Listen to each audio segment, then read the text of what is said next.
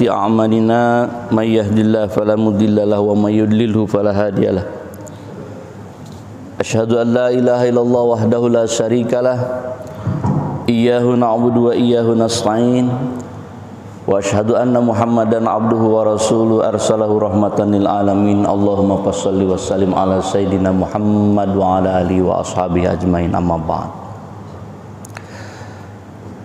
Yang kami hormati para ustadz, para kiai, para sesepuh di Masjid An-Nur, yang kami muliakan para jamaah salat subuh, yang mudah-mudahan kita semua dirahmati dan diberkahi oleh Allah Subhanahu wa taala. Karena mereka yang duduk mencari ilmu, yang ingin mendengarkan pengetahuan, yang ingin mencari keridhaan Allah untuk menata kehidupan di dunia dan di akhirat dengan ilmu, maka sepanjang dia mencari itu, Allah mengirimkan para malaikat rahmat untuk kita semua. Bapak Ibu yang dirahmati Allah, melanjutkan bahasan kita di minggu yang lalu. Saya akan memulainya dengan dua ayat. Yang satu surat Al-Luqman ayat ke-27, yang satu surat Al-Kahfi ayat ke-108, 109, Al-Kahfi 109 di akhir, di mana Allah berfirman dalam surah Al-Luqman ayat ke-27, Bismillahirrahmanirrahim, walau annama fil ardi min syajaratun aqlam wal bahru yamudduhu min ba'dihi sab'atu abhurin ma nafidat kalimatullah innallaha azizun hakim. Seandainya pohon-pohon di bumi menjadi pena dan lautan menjadi tinta, jadi pohon seluruhnya yang ada di muka bumi ini dijadikan pena. Pena itu kira-kira sebesar inilah. Dijadikan pena pohon-pohon yang ada di permukaan bumi ini. Lalu bahrun, lautan, dijadikan tintanya. Maka kalimat-kalimat Allah tak akan selesai ditulis, tak akan habis ditulis. Bahkan kalau ditambahkan lagi mim ba'dihi sab'atun abhurin, ditambah lagi 7 lautan samudra yang sama, belum selesai juga ayat-ayat Allah itu dituliskan. Allah ingin membukakan gambaran kepada kita bahwa ilmunya Allah seluas samudra, yang bahkan ditambahkan lagi samudra itu 7 kali, tidak akan tuntas juga ilmu Allah ditulis. Saking luasnya. Ilmu Allah bukan hanya sebatas motong pakaian kaki di bawah, isbat itu. Bukan hanya sebatas itu. Bukan hanya urusan jenggot, ada jenggot apa enggak. Bukan hanya itu. Terlalu sederhana kita menyederhanakan seseorang bisa masuk ke dalam surganya Allah dan tidaknya, itu hanya urusan-urusan yang sepele seperti itu. Nah, apalagi sampai meniadakan ilmu Allah. Sudah tahu dalam Al-Quran ada thariqah, sudah tahu di dalam Al-Quran ada tarikat, yang ada di 11 ayat di 6 surat dibilang tidak ada. Sudah tahu bertebaran dalam Quran itu ada kalimat-kalimat ma'rifah, ya'rifu, kalimat memahami, yadriku, bahkan selain ya'lamu, selain ilmu. Jadi Al-Quran itu memiliki dimensi yang begitu luas. Gambarannya itu tadi, samudra dijadikan tinta, nggak akan tuntas ilmu Allah itu dituliskan. Maka Nabi berkali-kali mengatakan, innalil Qur'an dohran wa batinan. Sesungguhnya Al-Quran itu ada yang dohirnya dan ada yang batinnya, yang semuanya harus kita ketahui. yang semuanya harus kita pelajari, yang semuanya harus kita selami sampai kita temukan mutiaranya, sampai kita temukan mukjizat-mukjizatnya dalam Al-Quran itu. Di minggu lalu kita sudah memberikan satu gambaran. Ada orang datang lihat lautan, dilihatnya samudra itu, dan dia kemudian mengatakan, ya karena dia hanya melihat di permukaan, dia katakan dalam lautan tidak ada ikan. Kira-kira kacau nggak orang berpikir seperti itu? Yang ada hanya air saja katanya. Kenapa bisa begitu? Karena dia hanya melihat saja di pinggir pantai. Ada yang orang ada agak expert sedikit, dia bikinkan perahu, dia kemudian membuat apa? Membuat pancing, bikin jala, ke lautan lah dia, mancing dia, nebar jala. Ternyata ada dapat ikan, ada ikan itu. Orang yang kemudian lebih pengalaman lagi, dia bilang bahwa di samudra ada mutiara. Maka orang ini melakukan apa? Bukan hanya sekedar mancing, bukan hanya sekedar menjala, dia terjun ke samudra itu mengambil mutiaranya.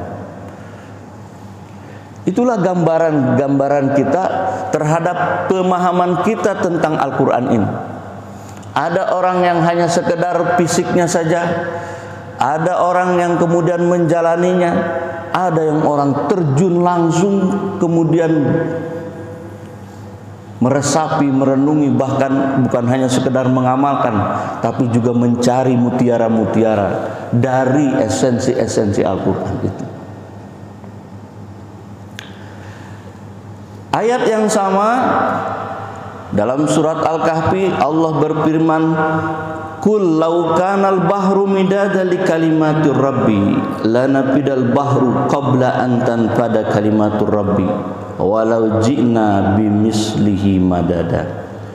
Katakanlah wahai Muhammad, seandainya lautan menjadi tinta untuk menulis kalimat-kalimat Tuhanku, maka pasti habislah lautan itu semuanya sebelum selesai penulisan kalimat-kalimat Tuhan, meskipun kami datangkan sebanyak itu lagi. Jadi ayat Al-Quran itu konsisten meskipun bertebaran di mana-mana. Ada yang bertanya kepada saya, Pak Ustadz, kenapa Al-Quran itu susunannya tidak terstruktur? Diawali surat Al-Fatihah, surat yang cuma 7 ayat, lalu kemudian masuk surat Al-Baqarah yang jumlahnya 286 ayat. Dan kalau membacanya, pertama ada alif lam mim yang sering ulama menafsirkannya sebagai wallahu a'lam bil muradih.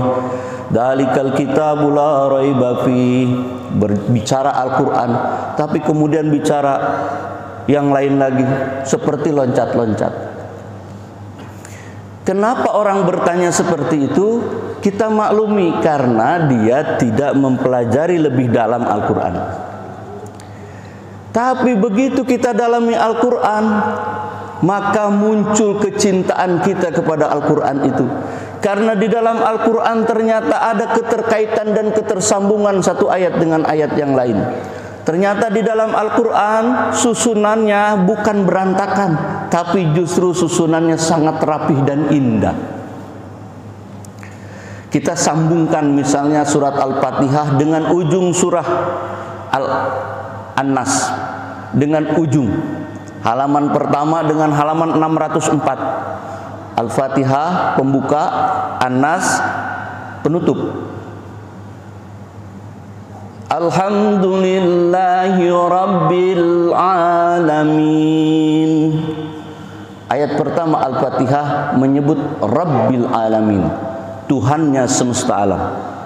Di surah An-Nas, surah ke-114, ayat pertamanya, Qul a'udzu birabbin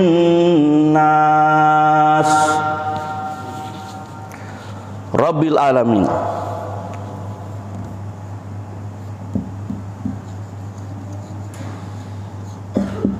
Rabbin nas.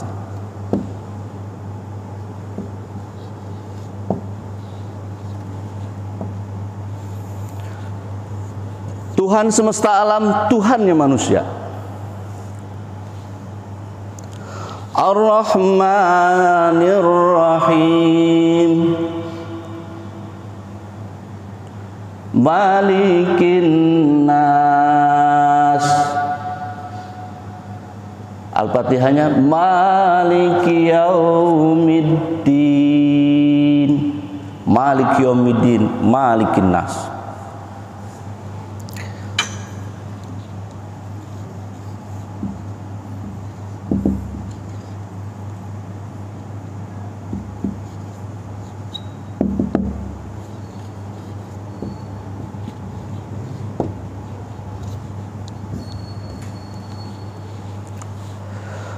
Ketersambungan. Iyyaka na'budu wa iyyaka nasta'in.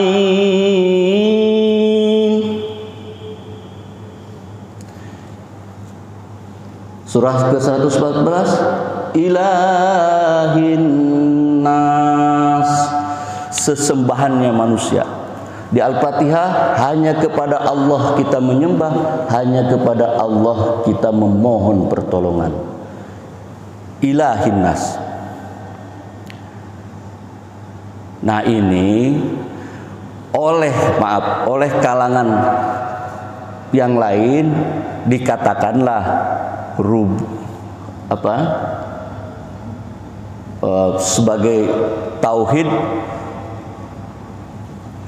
rububiyah, mulkiyah, ilahiyah. Oleh siapa? Oleh kalangan Wahabi. Mereka mengambil tauhid ini. Ahlus Sunnah menolak. Anda menolak.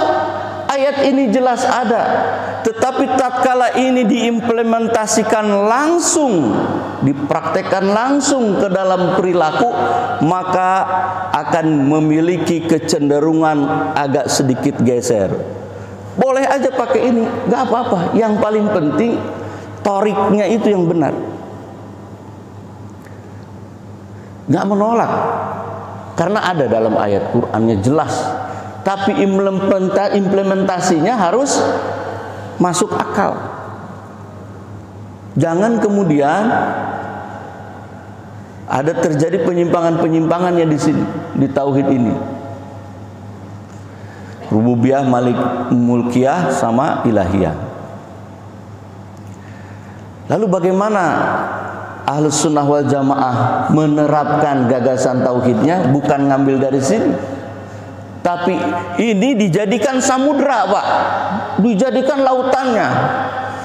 Mutiaranya harus diselami. Allah itu harus dipahami dengan jelas. Maka muncul konsep tauhid yang lebih mendasar, lebih dapat dimengerti oleh masyarakat awam. Apa itu? Yang kita menamakan sifat 20 itu. Allahu wujud kidam baqa mukhalafatul lil hawadisi qiyamu binafsihi wahdaniyah kudrah iradah ilmu hayat. Jadi kita mengambil dari hal yang sederhana yang ada dalam sehari-hari keseharian kita. Ini Al-Quran, Pak, harus dipegang. Tapi ini Rabbul Alamin, Rabb itu pemelihara alam semesta. Bagaimana kita bisa merasakan Rabbin Nas itu, pemelihara kita ini, kalau kita tidak mengetahui hal yang paling sepele, wujud Allah itu ada apa tidak? Bagaimana kita bisa mendekati itu? Baik, ini kita indikan dulu untuk minggu yang akan datang bahasannya. Kita akan lanjutkan bahwa ilmu Al-Quran itu luas. Samudra bahkan kalau ditambah lagi nggak akan cukup menuliskannya. Oleh karena itu setiap manusia siapapun dia, mau dia ustadz kelas kakap, mau dia ustadz kelas teri, mau dia siapa saja, maka karena landasan dua ayat tadi bahwa ilmu Allah begitu luas, tak mungkin bisa ditampung seluruh ulama, seluruh ustadz, seluruh kiai hanya bisa menciduk. Kalau ini dianggap gelas, satu gelas pengetahuan. Kita itu hanya bisa ngambil satu gelas. Kenapa? Karena nggak sanggupnya kita menampung semua pengetahuan yang ada di alam ini, yang Allah turunkan. Maka Syekh Abdul Qadir Al-Jalani dalam kitab Sirrul Asrar menyebut sederhana bahwa ilmu itu diturunkan dua. Fal ilmu yunajjalu alaina ilmani. Ilmu itu diturunkan kepada kita semua dua. Apa itu? Dohiron wa batinan. Ilmu yang dohir dan ilmu yang batin. Jadi saking luasnya ilmu, maka kemudian para ulama mengurai itu supaya kita paham. Ada yang dohir, ada yang batin. Lalu agar ilmu itu bisa teraplikasikan dengan benar, terutama ilmu agama, maka kita harus memiliki landasan. Landasan kita jelas Al-Quran. Lalu kemudian untuk menderipatnya, menurunkannya, maka diperlukan contoh. Allah sudah memberikan contoh melalui baginda Rasulullah Sallallahu Alaihi Wasallam. Maka seluruh perilaku Rasulullah, seluruh apa yang diucapkan Rasulullah dalam mensarahkan Al-Quran itu menjadi pedoman bagi kita. Tapi baginda Rasulullah SAW tidak sebatas mengerjakan dan sebatas mengucapkan. Beliau juga memberikan isyarat, takrir. Kalau ada sahabatnya melakukan pekerjaan yang positif, yang baik, maka Rasulullah kalau Rasulullah tidak mengoreksinya, maka itu dibenarkan bahwa itu perbuatan yang hasanah, yang baik. Kita yang hanya memiliki pengetahuan hanya sekedar membaca, belum mendalami, apalagi belum meneliti keseluruhan, maka ini akan berat bagi kita untuk menyampaikan kepada publik bahwa dalam Islam hanya ada syariat, tarekat tak ada.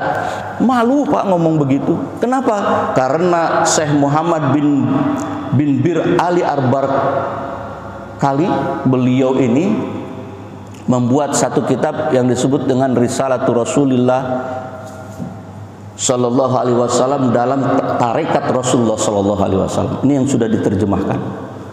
Jadi Rasulullah memiliki jalan tariqah. Apa jalan tariqah itu? Bukan hanya sekedar syariat yang fisik, tapi juga yang ruhani, Pak. Kalau Bapak Ibu melihat tafsir Jalalain,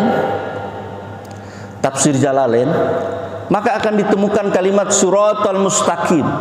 Diteruskan ay tariqatun al-anbiya gitu.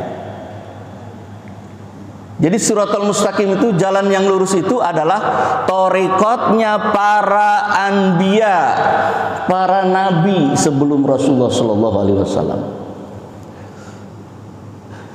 Jadi paham ya kenapa kita harus belajar thariqat?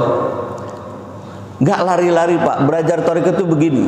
Bapak Ibu sholat, itu sholat yang Bapak Ibu lakukan itu adalah hukumnya hukum fikih, syariat dan wajib hukumnya. Lalu thariqahnya bagaimana? Thariqahnya itu adalah kepada siapa Bapak Ibu menghadap dalam sholat itu.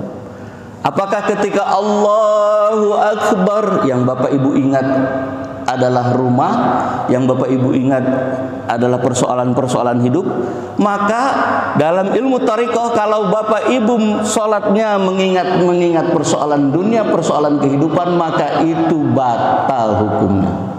secara thariqah. Tapi secara fikih orang nggak kelihatan fikih. Kalau fikih kan kelihatan, ya sudah sah salatnya. Tapi ruhaninya hilang. Diluruskanlah oleh thariqah ini. Maka bagaimana thariqah para nabi, para anbiya? Di berbagai surat, thariqahnya para nabi itu adalah mengajak umatnya untuk menghadap kepada Allah Subhanahu wa taala, bertauhid. Esensinya menghadap kepada Allah. Bapak Ibu yang dirahmati Allah,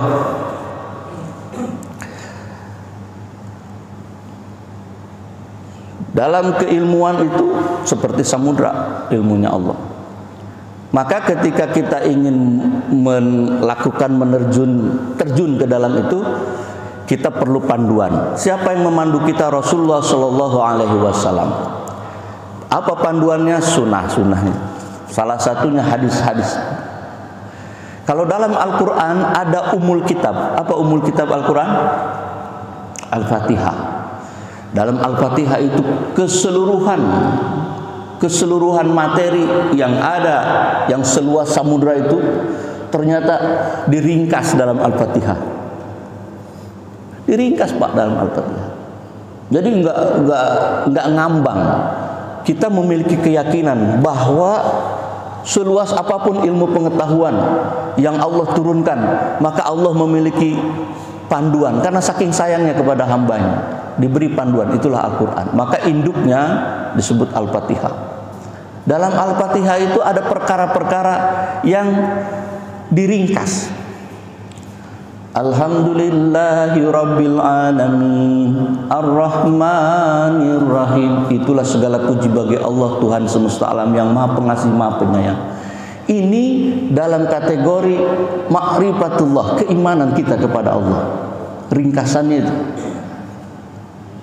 kita mengenal Allah dengan segala sifatnya. Kita mengetahui bahwa segala puji milik Allah dengan segala sifat Rahman dan Rahim. Lalu kemudian apa lagi? Dalam Maliki Yaumiddin, penguasa di hari akhir. Maka di situ ada ilmu tentang hari akhir. Ilmu tentang hari akhir kiamat. Bapak Ibu yang dirahmati Allah, dalam Al-Quran kisah tentang kiamat itu ada 38,1%. Saking banyaknya ayat tentang kiamat. Al-Qari'atu mal-Qari'ah, hari kiamat. Hal ataka hadisul ghasyiyah, tentang kiamat. Idza zulzilatil ardu zilzalaha, tentang kiamat. Jadi banyak ayatnya yang tersebar dalam keseluruhan 30 juz itu, ternyata ayat-ayatnya sekitar 2000-an ayat tentang kiamat itu. Lalu dalam Al-Fatihah induknya iyyaka na'budu wa iyyaka nasta'in. Hanya kepada Engkau menyembah, hanya kepada Engkau memohon pertolongan. Maka di iyyaka na'budu wa iyyaka nasta'in itu, di situ esensinya adalah esensi syariat, bagaimana kita beribadah kepada Allah Subhanahu wa taala. Pertama, esensi keimanan, tauhid, alhamdulillahirabbil alamin arrahmanir rahim maliki yaumiddin, esensi tentang kiamat. Iyyaka na'budu wa iyyaka nasta'in, esensi tentang apa? Tentang syariat, beribadah kepada Allah. Lalu kemudian ihdinas siratal mustaqim siratal ladzina an'amta 'alaihim ghairil maghdubi 'alaihim waladdallin. Ihdinas siratal mustaqim, tunjukkanlah ya Allah kepada kami semua jalan yang lurus, ai tariqal anbiya, jalan para nabi, para rasul, para syuhada, para sholihin. Bagaimana dapat siratal mustaqim itu, jalan yang lurus itu? siratal ladzina an'amta 'alaihim, yaitu jalan orang-orang yang telah Allah berikan nikmat kepada mereka. Siapa yang dapat nikmat oleh Allah itu? An'amta 'alaihim siapa? Kalau bukan para nabi, para rasul, para solihin. Kita kan memohon itu. Ada ketersambungan. Ghairil maghdubi 'alaihim, bukan jalan orang yang dibenci. Siapa orang yang dibenci itu? Kita sudah tahu. Apalagi bukan orang yang dhalin, sesat. Kalau sesat sudah nggak ada dalam radar, Pak. Nah, cilakanya kita, ini kecelakaan kita nih. Sebahagian ulama kita tidak menyadari luasnya ilmu itu, sehingga mudah sekali memponis. Ini yang paling berbahaya dalam agama ini. Rasulullah Shallallahu Alaihi Wasallam membuka seluas-luasnya agama ini kepada siapa saja. Yang penting yang pertama adalah dia bertauhid kepada Allah Subhanahu Wa Taala. Dimasukkan. Maka hadis Rasulullah itu, man qala liqauli la ilaha illallah dakhala jannah. Siapa saja yang mengucapkan kalimat la ilaha illallah masuk ke dalam surganya Allah. Enggak sempit surga itu, Pak. Siapa saja di antara kita ini yang tauhidnya kuat, ada la ilaha illallah, apalagi melaksanakan sholat, itu dipastikan masuk ke dalam surganya Allah. Lalu bagaimana yang sholatnya melamun, insya Allah sudah masuk ke dalam surganya Allah. Kenapa? Sudah datang dari ke masjid. Di niat awal di rumah sudah pasti dia menghadap Allah. Tapi banyak orang yang kemudian menutup itu. Wah, nggak akan masuk surga, orang sholatnya ngelamun. Nggak begitu. Kita belajar dan bertahap untuk sampai kepada tingkat itu. Bahwa kita baru bisa melaksanakan syariat, hati kita masih belum nyangkut kepada Allah, ya kita perbaiki hatinya. Inilah yang disebut dengan thariqah. Yang diperbaiki itu qalbu. Nanti definisi thariqah itu kita urai. Tapi ada satu pesan Nabi yang disampaikan oleh Ibnu Umar, yang kemudian ditulis oleh ahli-ahli hadis, terutama dalam kitab Sahih Muslim. Ini diambil sebagai hadis yang pertama. Hadis ini dari Yahya bin Ya'mar. Orang-orang yang mula-mula bicara di Basrah menentang adanya qadar ialah Ma'bad al-Juhani. Maka pada satu ketika aku dan Humaid bin Abdurrahman al-Hamani pergi haji untuk umrah. Jadi gini, sepeninggal Rasulullah Shallallahu Alaihi Wasallam, sepeninggal Rasulullah itu Islam sudah menyebar ke seluruh negeri di Jazirah Arab sampai ke Basrah. Di Basrah ada persoalannya tentang apa? Tentang qadar. Nah, itu tadi persoalan tentang qadar. Jadi ada orang yang mempertentangkan. Kita sebut saja dua kutub.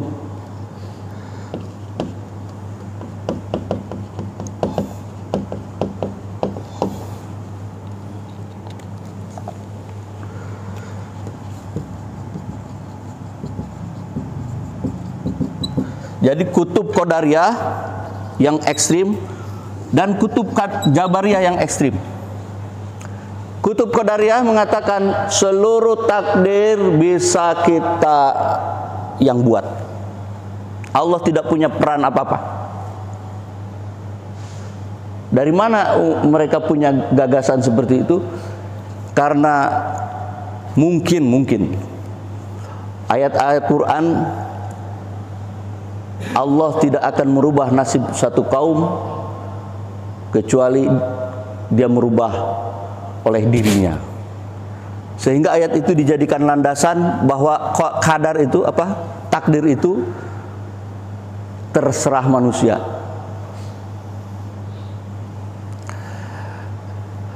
Lalu kemudian kaum Jabariyah, ini banyak ayatnya. Qul la yusibana illa ma kataballahu lana wa maulana fa'alallahi falyatawakkalul mutawakkilun. Jadi diambil ayat itu. Seluruh nasib manusia sudah ada dalam kitab catatan Allah Subhanahu wa taala. Bertentangan nih dua kelompok ini. Yang satu kelompok mengatakan Allah sudah menciptakan kita, sudah selesai. Tinggal kita lah yang menentukan takdir hidupnya. Tapi sebahagian mengatakan tidak. Allah sudah menetapkan seluruh takdir manusia, kita cuma bisa menjalani. Berebut, berdebat dua orang ini. Maka Yahya bin Ya'mar beserta Abdurrahman al-Himari punya niat, nanti kalau ke Mekah kita tanya kepada sahabat yang masih ada di sana. Rupanya di masjid di Mekah itu beliau bertemu dengan Ibnu Umar.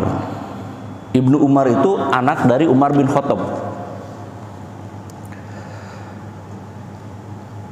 Jadi kita bacakan ya biar hadis ini tidak terpenggal-penggal. Aku dan Humaid bin Abdurrahman al-Hamari sama-sama pergi haji atau umroh. Kami berdua sepakat jikalau bertemu dengan salah seorang sahabat Rasulullah, kami akan menanyakan kepada mereka masalah kadar itu. Nah, justru kami bertemu di dalam masjid dengan Abdullah bin Umar bin Khattab. Kami langsung mendekati beliau dan mengapitnya di kanan kiri. Di kanan kiri dikapit. Dalam pada itu aku telah menduga bahwa sahabatku Humaid akan menyerahkan pembicaraan kepadaku. Kataku kepada Abu Abdurrahman itu, telah muncul di hadapan kita para pembaca Al-Quran dan para ilmuwan. Mereka mendakwakan bahwa qadar itu tidak ada. Jadi di Basrah itu banyak ulama katanya yang menyebut bahwa takdir itu nggak ada. Segala sesuatu terjadi menurut kudrahnya tanpa didahului oleh kadar dan ilmu Allah. Itu kata Yahya bin Ya'mar. Lalu kemudian jawab Abdullah bin Umar, apabila engkau bertemu dengan mereka, kata Ibnu Umar, kalau kamu nanti jumpa dengan orang-orang itu, katakan kepada mereka, aku tidak sependapat dengan mereka. Demi Allah, kalau mereka mempunyai sebungkah emas, kemudian emas itu dinafkahkan, maka Allah Subhanahu wa taala tidak akan menerima nafkah mereka itu sehingga mereka iman dengan takdir itu, dengan qadar itu. Jadi takdir itu ketika diabaikan, maka lepaslah tauhidnya. Itu kata Ibnu Umar. Kemudian dilanjutkan, ayahku Umar bin Khattab menceritakan kepadaku. Nah, ini baru Ibnu Uban menceritakan. Kata Ibnu Umar, Umar bin Khattab itu pernah cerita kepada saya. Qala bainama nahnu inda Rasulillah sallallahu alaihi wasallam data yaumin ittala alaina rajulun shadidun bayadis syabis sadid sawadis sari la yura alaihi asab safar ya'rifu minha ahadun hatta jalasa ila Nabi sallallahu alaihi wasallam. Pernah satu hari tatkala kami duduk-duduk dengan Rasulullah sallallahu alaihi wasallam, datang seorang laki-laki, rajulun, laki-laki, yang dia berpakaian serba putih, sawadis sari, rambutnya hitam, la yura ahadun, tak ada satu orang pun yang duduk di antara kami ini yang mengenalnya. Hatta jalasa ila Nabi sallallahu alaihi wasallam, sampai dia duduk. Apa laki-laki ini bertanya? Laki-laki ini bertanya tentang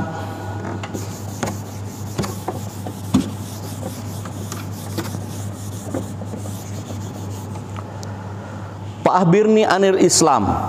Dia bertanya tentang Islam. Fa'ahbirni anil iman. Dia bertanya tentang iman. Fa'ahbirni anil ihsan. Dia bertanya tentang ihsan. Dan fa'ahbirni anis sa'ah. Dia bertanya tentang kiamat. Jadi ada 4 perkara yang ditanyakan oleh orang ini. Pertama tentang Islam, jelaskan kepadaku ya Rasulullah tentang Islam. Lalu Rasulullah menjawab, antasyhada alla ilaha illallah wa asyhadu anna Muhammadar Rasulullah. Wa tuqimus shalah wa tutiyaz zakah wa tasuma Ramadan wa tuhajjal baita man istata'a ilaihi sabila. Inilah yang disebut dengan rukun Islam. Syahadat, salat, puasa, zakat, haji, sodakta, kata yang nanya ini. Umar bin Khattab, wajibna lahu. Terkejut saya. Dia yang bertanya, dia pula yang membenarkan. Kayak ginilah, kita nanya, Pak, jalan ke Batam Center kemana? Tuh ke sana, jalan ke Batam Center. Oh, Anda benar. Iya. Artinya apa? Artinya orang ini tidak bertanya sebenarnya, tapi menguji orang yang ditanya. Ditanya tentang ini rukun Islam, dijawab oleh Rasulullah. Ditanya tentang Pak Habibni anil iman, maka Rasulullah menjawab, antumina billah wa malaikati wa kutubi wa rusuli wa bil yaumil akhir wa bil qadari khairi wa syarri minallahi ta'ala. Ini di rukun yang keenamnya ada takdir khairihi wa syarrihi, baik ataupun buruk, minallahi ta'ala, dari Allah. Iman kepada Allah, iman kepada para malaikat, iman kepada kitab-kitab,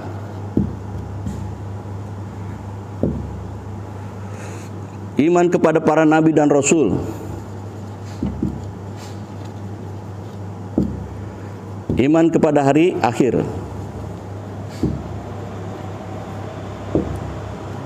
iman kepada takdir, qadar.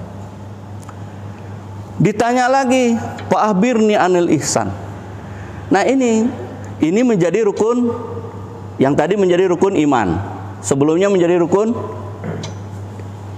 Islam sebelumnya. Yang ditanya yang ketiga, Pak Akhbirni anil ihsan, jelaskan kepadaku tentang ihsan.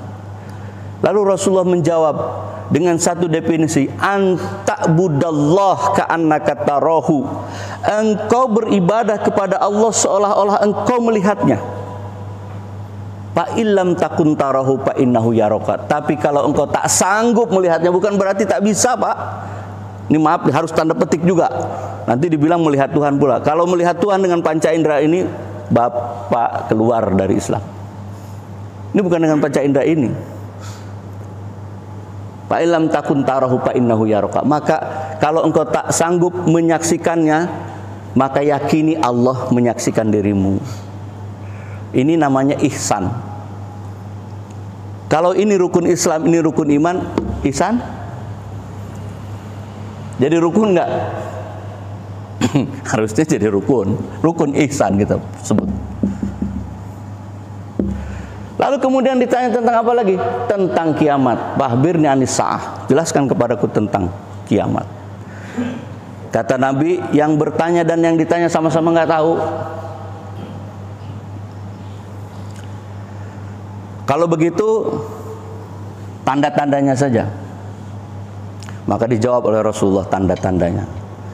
Kalau sudah orang ada yang bertelanjang dada dan tak beralas kaki, berlomba-lomba membangun bangunan yang tinggi, itu tandanya. Atau seorang hamba sahaya melahirkan tuannya, itu tanda. Dua tanda itu dalam hadis ini.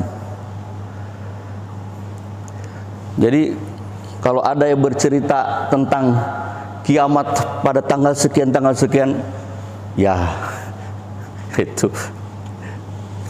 tak ada ini, tak ada dasarnya. Tapi tanda ada.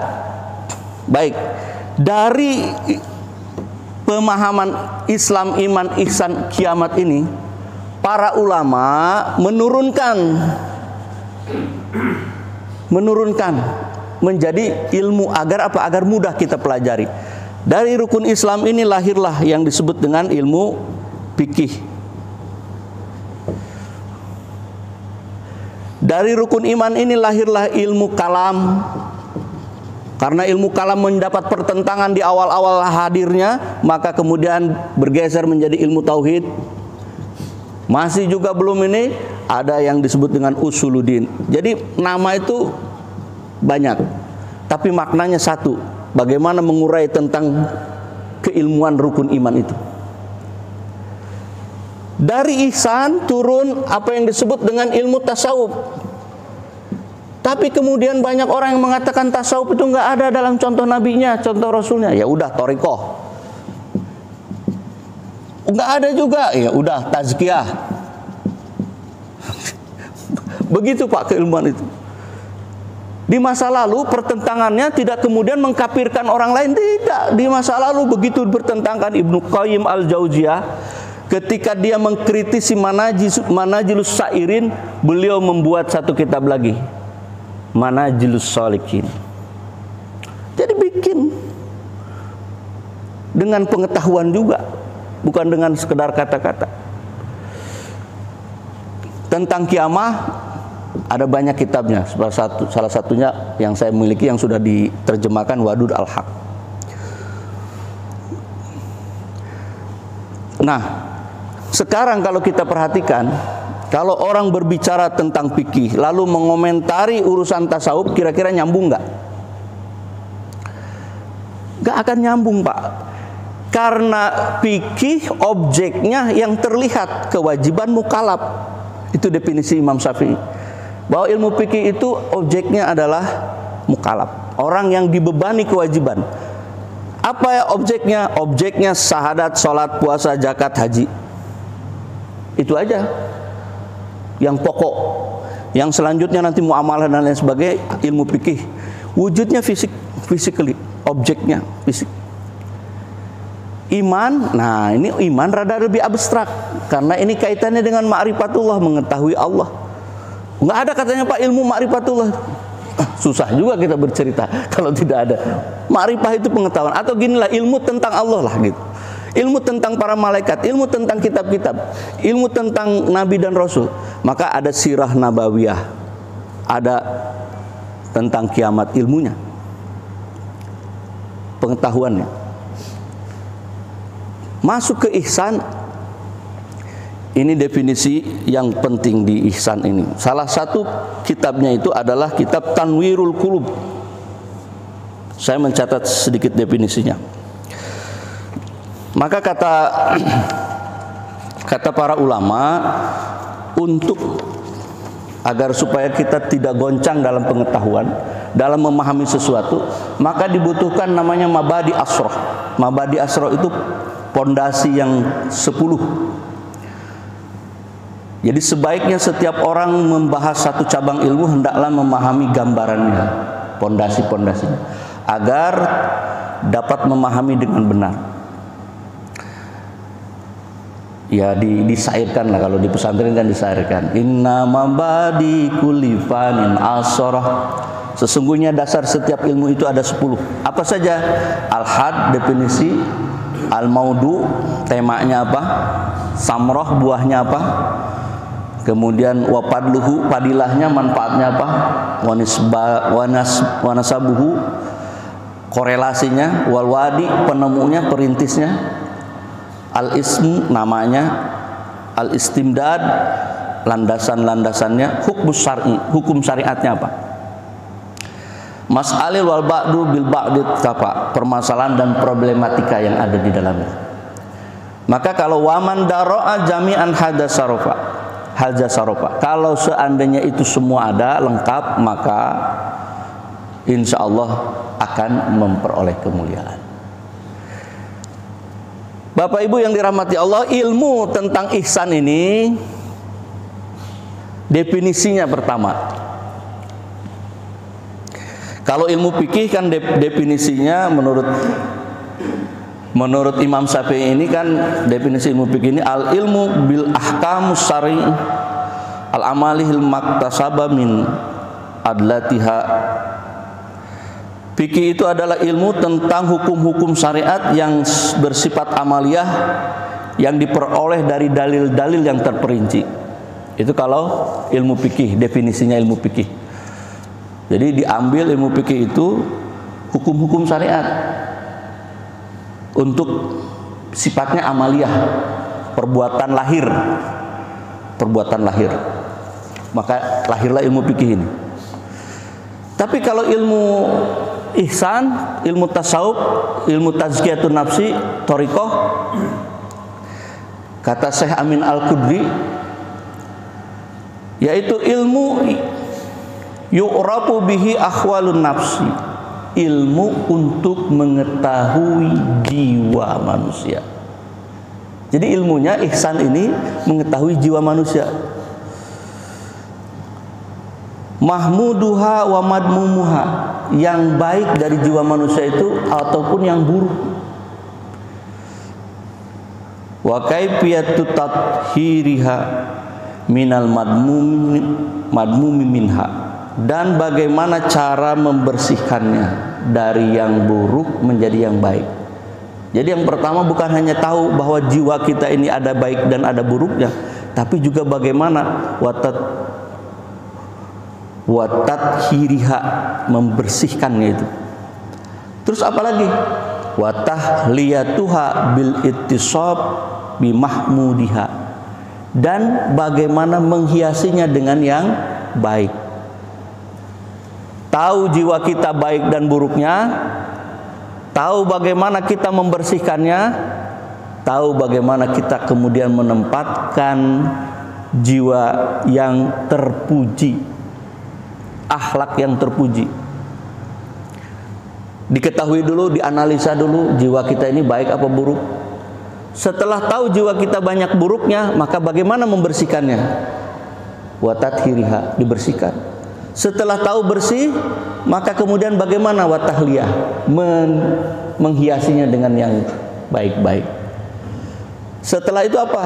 Wa kaifiyatus suluk, bagaimana menjalaninya. Ini yang paling berat, menjalaninya ini. Kalau perlu wasairu ilallah wa firaru ilallah wa firaru ilaih.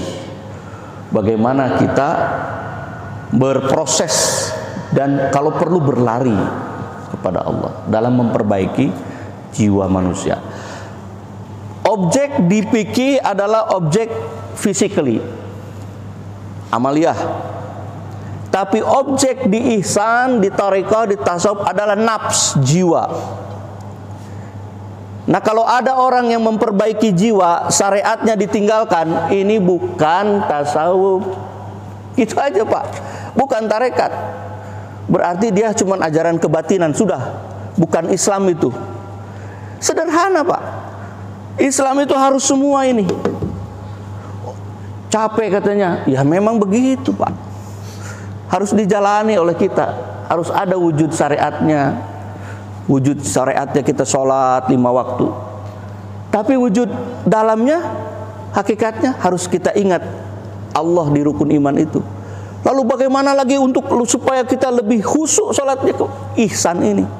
Dalam jiwa kita tertanam akhlak-akhlak yang terpuji. Ada adab-adab kita kepada Allah Subhanahu wa Ta'ala. Ingin lebih khusyuk lagi, ingat hari akhir tentang kiamat. Jadi semakin ke atas, maka ini semakin abstrak dan semakin membutuhkan kehalusan rasa. Dari sini syariat naik terus ke dalam, semakin dalam, makin dalam. Maka luasnya samudra itu kemudian diselami oleh Imam Al-Ghazali. Maka lahirlah kitab yang disebut dengan Jawahirul Quran, mutiaranya Al-Quran. Kata Imam Al-Ghazali, hanya ada 3 mutiara dalam Al-Quran itu. Pertama adalah ma'rifatullah, ingat kepada Allah, mengetahui, memahami siapa Allah. Yang kedua, tariqu ilallah, berjalan menuju Allah. Dan yang ketiga, mengetahui apa yang akan terjadi di hari akhir. Begitu kata Imam Al-Ghazali dalam kitab Jawahirul Quran. Jadi beliau menyimpulkan itu dengan secara sederhana.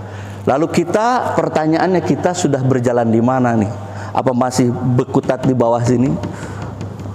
Itu saja sebenarnya pertanyaannya, kitanya sudah di mana? Kalau ilmunya tersebar di mana-mana, kan kitanya ini kemana kan gitu.